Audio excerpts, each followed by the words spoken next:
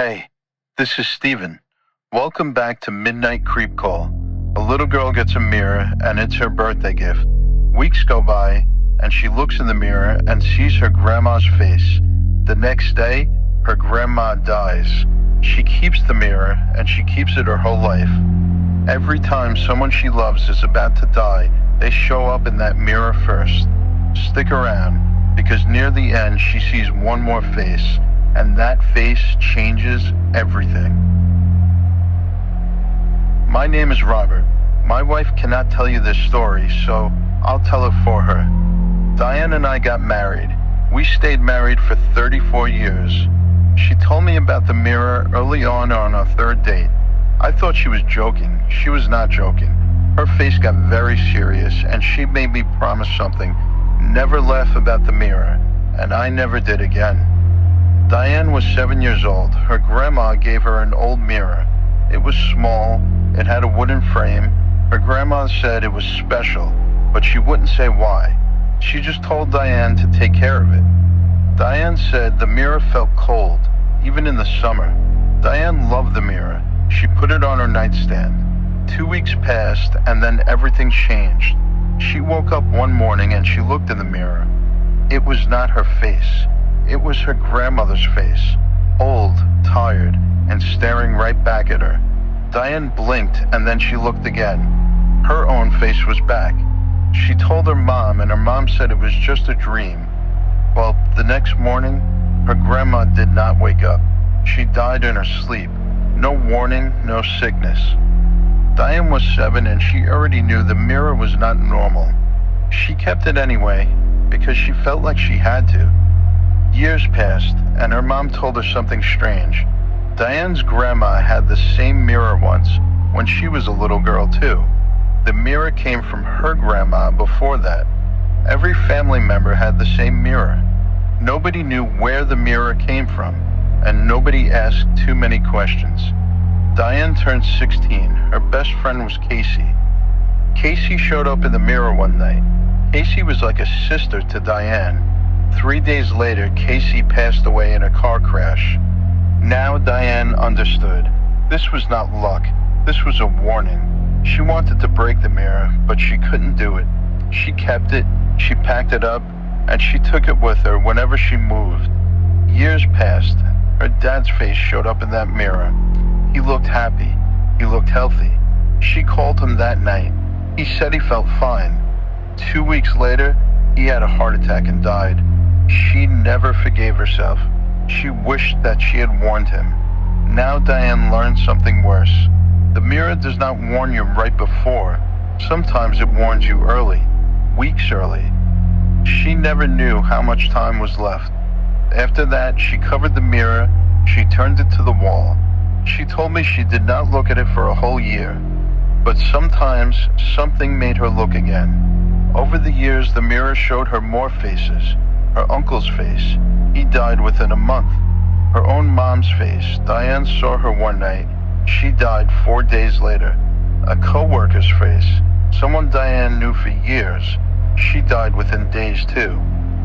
I saw Diane freeze in front of that mirror more than once. I would ask what was wrong, and she always said she was tired. She didn't tell me the truth, not for a long time. She finally told me everything. This was after her dad died. She said she couldn't carry this alone anymore. I didn't believe her at first. I thought grief was messing with her mind. Then, 3 years into our marriage, I saw it myself. I watched her freeze in front of the mirror. Her whole body went stiff.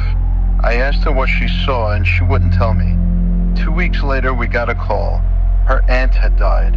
After that, I stopped doubting her. I saw this happen more than once over many years. Our daughter loved that mirror. She asked for it many times. Diane always said no. She always made an excuse. She told her daughter the mirror was too fragile. She told me the real reason in private. She said she did not know what would happen to the mirror after she was gone. Would it stop, or would it warn someone new? I think that question scared her, more than any faces she ever saw.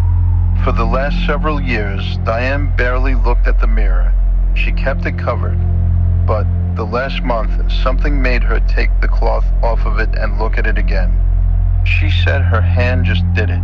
She didn't plan to. She stared into the glass for almost a full minute. I asked her what she saw. Her face went pale. It wasn't her grandmother. It wasn't Casey. It wasn't her dad. It was herself. But not how she looked now, at 63 years old. She saw a 7-year-old girl, the same age as her very first time looking in that mirror.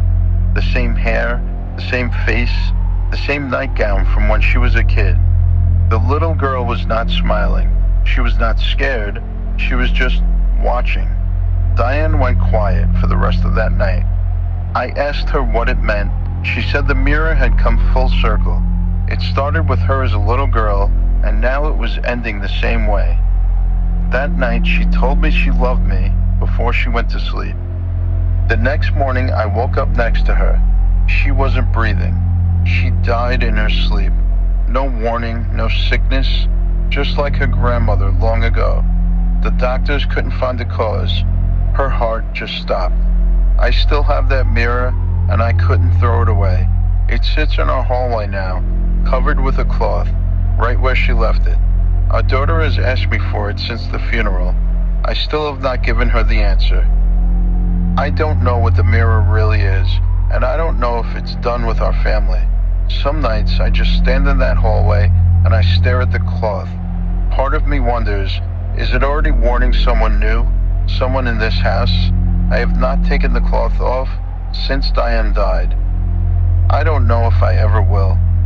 If this story got under your skin, hit like and subscribe. It really helps this channel. Comment below, do you think the mirror is done with this family, or is it waiting for someone new? Be honest, would you give that mirror to your own daughter, even knowing what it might do? The next episode is even worse than this one. I promise you that. Until then, keep your lights on, and maybe think twice before you look in the mirror tonight. This is Steven, and I'll see you on the next Midnight Creek Call.